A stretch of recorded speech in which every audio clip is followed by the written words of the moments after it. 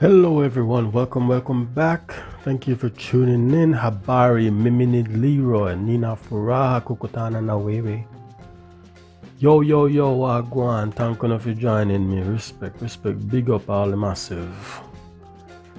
Yeah, so as y'all know, I am like these days I'm like an Africa junkie, you know. And I know some people don't understand it, but when you understand certain things, you know, at some point you start to get it. And I'm at that point where personally I can see certain things. And when you look 20, 30, 40, 50 years from now, I know chances are I'm not gonna be here, but for some of those years, but you know, we have loved ones and we have people that are going to be in the future that if we were around, we would still love them. We would love them. So why wouldn't we? I love them now. I love them before they come. So here's what. That's why I want a better world for them. And you know, chilling in my bubble right now because I have a half decent life doesn't mean that I should ignore the life that's coming ahead. I know we all don't know when this world is coming to an end, but in the meantime, we do what we can. We do what we can. Imagine if our parents gave up because they thought the world was going to end in 2000. Then where would we be right now? So I'm saying, the Bible says he's coming like a thief in the night. You'll never know. In the meantime, try to live your heaven. Try to create your heaven on earth. And like I say, folks, I understand that, you know, we need the continent of Africa strong. For us, all of us, including us in the diaspora. I love my country of Jamaica. I will never leave my country, Jamaica. You know, Rob and Jamaican. There's not many Jamaicans out there who don't love that little island. And that little island is a monster when it comes to culture and impact globally. That island right there is a continent in itself. So I know I haven't done a lot of videos on the continent of Jamaica, but it's coming. It's coming because I love my island. And I appreciate where I am right now. I appreciate where I'm living. This video today, I just wanted to show a video of a guy in South Africa. His name is Julius Malema. And I follow their politics there in South Africa. I've been learning a lot about South Africa in the past couple of years, and somehow I got wind of one of his videos, and I think it was the video on he was in somewhere in Oxford University, I think in England, doing a speech and question and answer, and he was very articulate, and I think he's a very smart guy. He was part of the ANC in South Africa. Everybody should know who the ANC is. You know, led by Mandela at one point, but people are not happy with them because certain things happen, and the people don't seem to appreciate. And if you look at the situation, you wouldn't appreciate that situation that's happening in South Africa right now, because as I think I discussed that in one of my earlier videos, but you'll see that there is a certain group of people that is 10% of the population or less, and they own and control about 80% approximately of the land. They control the economy. So Julius Malema right now is like a thorn in their side. And one thing I want to say regarding that, I don't want to go too far off because I don't want to be too long on here right now, but there are certain things that you see happening in Africa, and this is the proof that I have that things are changing. There are certain things that you see, like this Julius Malema, and he's very unapologetically black.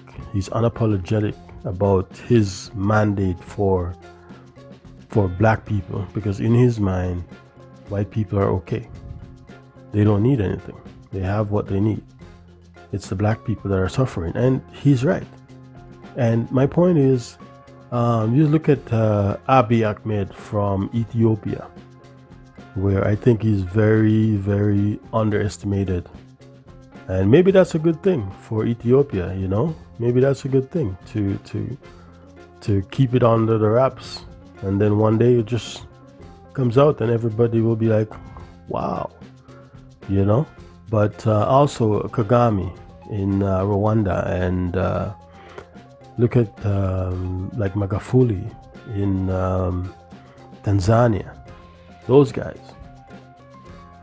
guys are doing what African leaders needs to be doing. I'm not saying they're perfect.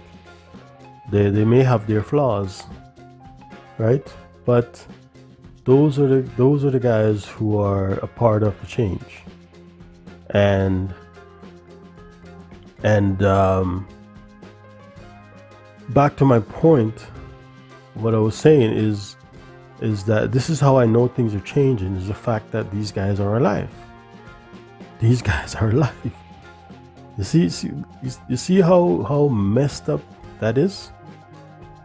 You know, I have an opinion that Africa is changing, and the reason I know it is that the leaders who are doing good for the continent are alive. How does that sound? I mean, how does that sound? It's kind of troubling in a way, right? The fact that I have to use that to justify or to explain why I think the continent is growing, because the good leaders are alive. Because 20 years ago, 20, 30 years ago, these guys would have been dead. 99% chance they would have been out of here. And the fact is, them being alive does not mean there haven't been attempt. There has been attempt, especially on Abiy of Ethiopia. Especially on him, there've been attempt. They've been attempt on assassinating the character of Julius Malema. Also, the same thing they tried with Paul Kagame. But the fact that they're alive means that it's changing. So the video I want to show you is the video of Malema in the South African Parliament talking about expropriation of land. Expropriation of land without compensation is one of their main pillars in their manifesto. So you know what? I think this video is going to go a little bit longer because I want to explain certain things that I think about the EFF, Economic Freedom Fighter of South Africa. I think those guys have a great system, right? A great system. And I think that's the kind of system that some countries can adopt. You know, I know the West has been pushing this one-size-fits-all democracy, but as you can see, there's a lot of problems with democracy. I don't think any democracy has ever worked, right? So you gotta try different things. And the reason I say this the EFF has a good system, right? if it's allowed to flourish, it could be a model. And when I just start following them, I see they were like putting fire to the feet of the ANC. They were causing a lot of disruption in the parliament. I'm sure that parliament, those videos have gotten billions of views because of the influx of EFF leaders that have been introduced to the parliament, and they don't take crap from anybody. And the thing is, people will look at that and say they're behaving like hooligans and all of that stuff, because that's how you see black people who are frustrated or angry or don't agree with certain things, and they deal with it in a way that they feel they should deal with it, right? People will look at that and think, oh, this is not the way you should behave. But who's to say how someone protests, right? How can you tell somebody how to antagonize?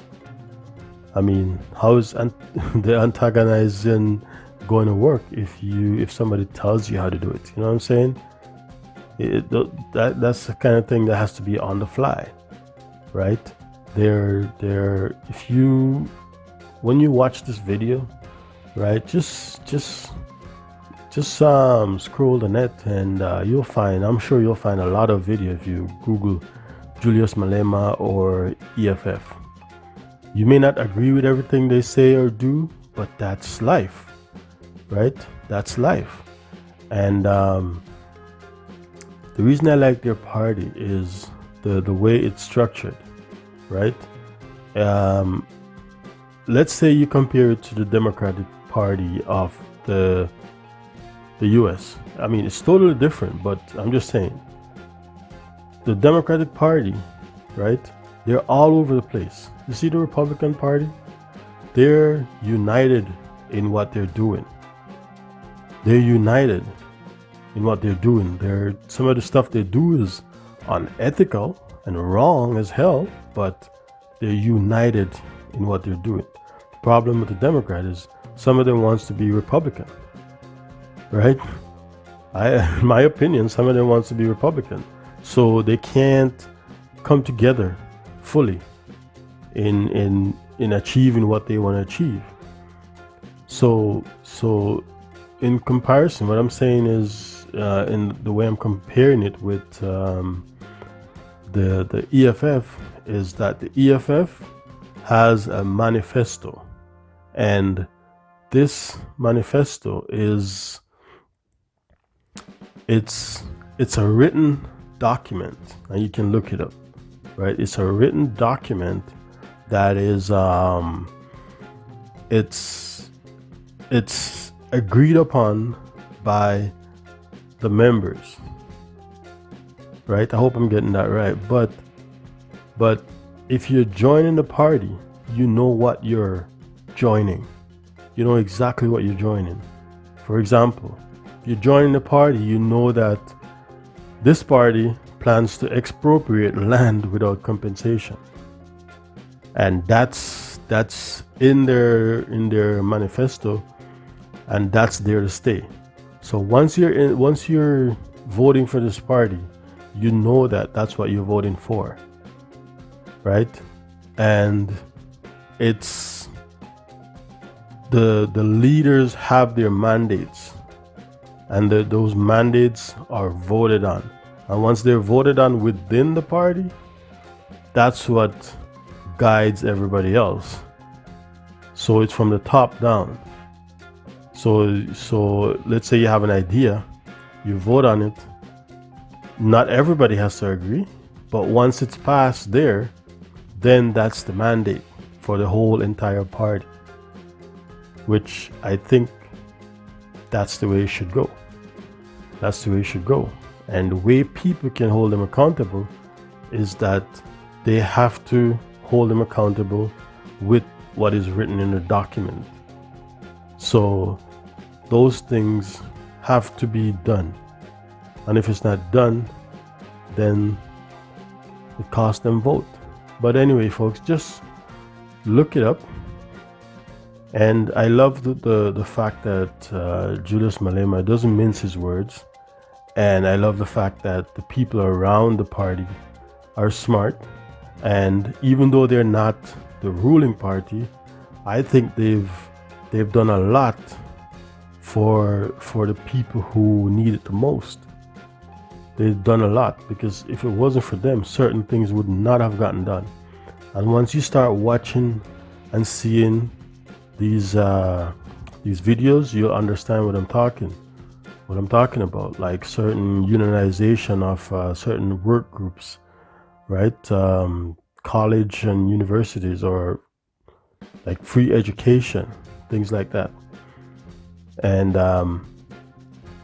if you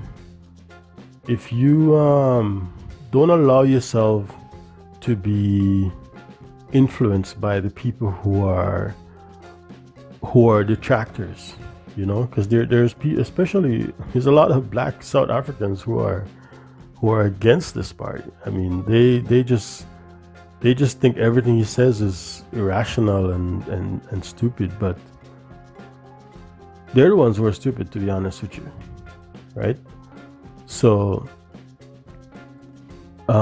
just watch the video and drop me a comment. Let me know what you think, and peace, unity, or else. Honorable Speaker and the leadership of the EFF, this is a motion that seeks to unite black people in South Africa. And ordinarily, if leadership was provided, we shouldn't be having this debate, because the land should have been returned into the hands of the rightful owners. We all know that the Dutch gangsters arrived here and took our land by force. And the struggle has since been about the return of the land into the hands of rightful owners. Yet those who went to negotiate on behalf of our people during the negotiations sold out this fundamental principle which constituted the struggle against colonialism. So those who claim to be radical enough and who want radical change today should actually be in the forefront of agreeing that this constitution must be changed to make it possible for our people to own the land. It can't be correct that the less than 10% of the population owns almost more than 75% of the land. And those people who own the land happen to be, in an acceptable language, private people like individuals, trusts, and companies. But when you search deep as to who are these people, these are white people who are still owning our land. We remain a conquered nation, even when we claim to have democracy. We remain a conquered nation because white monopoly capital still owns the means of production, and at the center of that is the land question. The dominance of white people, it cannot go away, particularly white supremacy, for as long as land is not returned into the hands of the people. We are the only country where we say revolution has taken place, yet those who were oppressing us have not lost anything after the revolution. We remain as we were even before 1994. So we are saying that black people, all of us, we need to unite and amend the constitution so that we can expropriate land without compensation. There is no white person who will understand that clarion call, because they don't know the pain of being landless. Only those who have gone through a passage of being landless will appreciate where we come from on the issue of the land. The issue of the land cannot be a campaigning issue. The issue of the land cannot be a rhetorical question. The issue of the land should be an issue of commitment. Honorable members, we have taken an oath here. And when we take an oath, we are simply saying we are loyal to the land.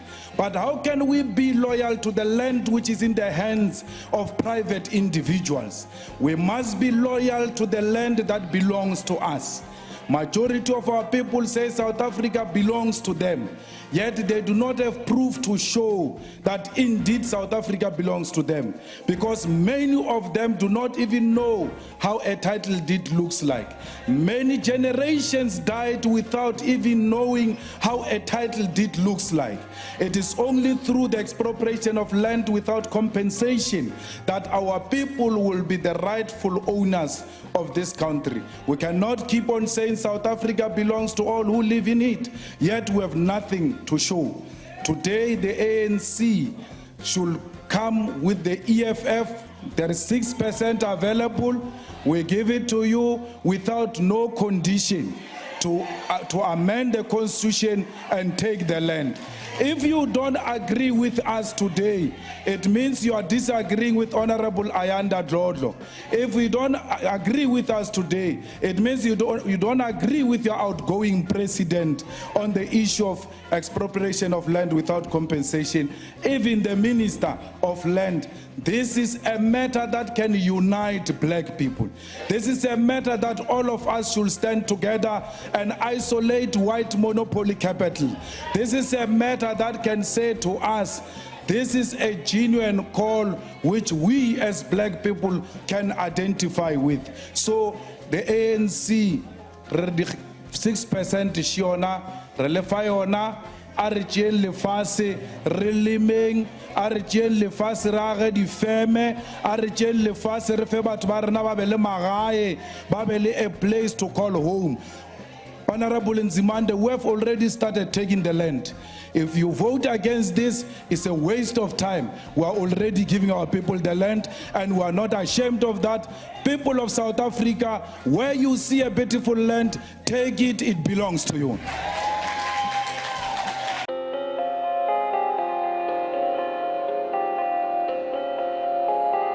Yeah!